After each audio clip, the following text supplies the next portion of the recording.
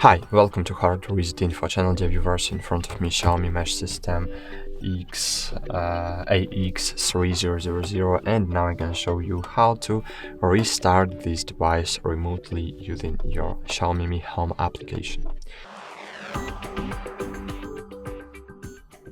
To do it, firstly you need to open Xiaomi Mi Home app.